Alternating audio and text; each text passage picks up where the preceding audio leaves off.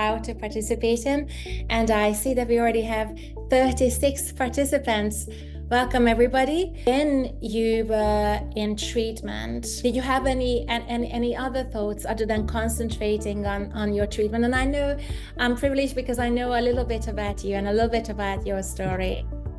Basically, I wasn't being like queer didn't even cross the minds of the doctors, as far as I know. For, let's say, for trans people who want to undergo hormone treatment, there wasn't anything that would be educating how it works. Briefly, we ran a survey that was deployed online, one specifically for young people with lived experience, the results and highlights you've seen, and the second one for healthcare professionals. If you please just go back, we'll stick to the highlights. So we see the professionals that responded, 60 of them reported that they actually haven't heard about EDI policies and practices in place in their work environment. So they might have been aware of what EDI is, but they haven't come across it in their work setting. 90% of them, so a great majority, believe that it's the responsibility of the healthcare settings to provide support both for patients and the healthcare professionals. And 80% of them believe that healthcare settings should create clear EDI policies.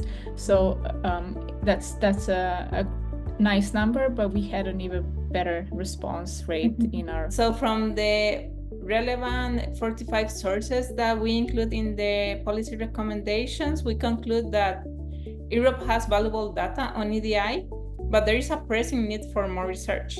That is very important to acknowledge that, and when we see the results, like even 60% never heard about anything about EDI policies or practices, that says something what we need to do. And I think first of all is starting with education or healthcare professionals. And with that, I want to answer already a little bit on the question that Evelyn asked us, like on the healthcare professionals, are they well equipped to listen to EDI questions and anticipate on it?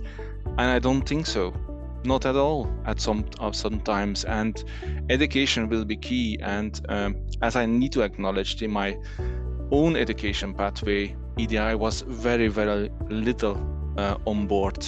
So I think for healthcare professionals, there's a huge challenge there to incorporate a training on EDI. And answering your question, this work will be massively important for this, to create that awareness, but also bring everything that is documented now into the education, and looking forward with working together with young people with lived experience to bring them in the education to healthcare professionals. As we said, many people have said throughout, this was developed in collaboration with many different people, including some faces I recognise on the call. Really important to us that this training programme wasn't something that just kind of gave people a load of facts and then sent them on their way. It's important that it has practical applications, that people are able to take away this learning and implement it into their organisations, into their role, into the way that they care for their patients.